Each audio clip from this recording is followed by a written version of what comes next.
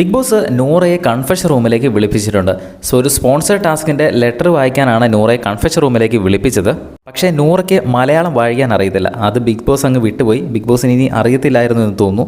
അങ്ങനെ നൂറയെ കൺഫെഷൻ റൂമിലേക്ക് വിളിക്കുന്നു. അവിടെ ചെന്ന് ബിഗ് ബോസ് ഒരു ടാസ്ക് ലെറ്റർ വായിക്കാൻ പറഞ്ഞപ്പോൾ തന്നെ നൂറ ഒന്ന് പരുങ്ങുന്നുണ്ട്. അയ്യോ, ടാസ്ക് ലെറ്ററോ, വായിക്കാനോ ഞാനോ എന്ന് ചോദിച്ച്, പക്ഷേ ഞാൻ ട്രൈ ചെയ്യാമെന്ന് പറഞ്ഞ് നൂറ വായിക്കാൻ തുടങ്ങുന്നു. അപ്പോൾ തന്നെ ബിഗ് ബോസ് ഇടപെട്ട് വായിക്കാൻ അറിയില്ലെങ്കിൽ ഞാൻ വേറെ ആരെങ്കിലും വിളിച്ചോളാം എന്ന് പറയുന്നു. അപ്പോൾ തന്നെ നൂറ കുഴപ്പമില്ല എന്ന് പറഞ്ഞ് അവിടുന്ന് താങ്ക് യു ബിഗ് ബോസ് എന്ന് പറഞ്ഞ് അവിടുന്ന് ഇറങ്ങുന്നു. അങ്ങനെ അവസാനം ബിഗ് ബോസ് ബിന്നിയെ വിളിച്ചാണ് അവർ സ്പോൺസർ ടാസ്കിൻ്റെ ലെറ്റർ വായിച്ചു കൊടുത്തത്. എന്തായാലും ലൈവിൽ ഇപ്പോൾ സ്പോൺസർ ടാസ്ക്കാണ് നടക്കാൻ പോകുന്നത്.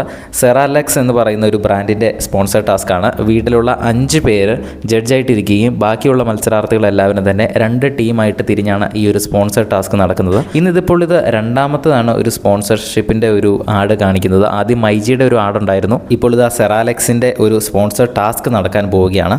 എന്തായാലും ബിഗ് ബോസിൻ്റെ കൂടുതൽ ലൈവ് അപ്ഡേറ്റ്സിനായിട്ടും പ്രൊമോ അപ്ഡേറ്റുകൾ ലഭിക്കുന്നതിനായിട്ട് നമ്മുടെ ചാനലൊന്ന് സബ്സ്ക്രൈബ് ചെയ്യുക.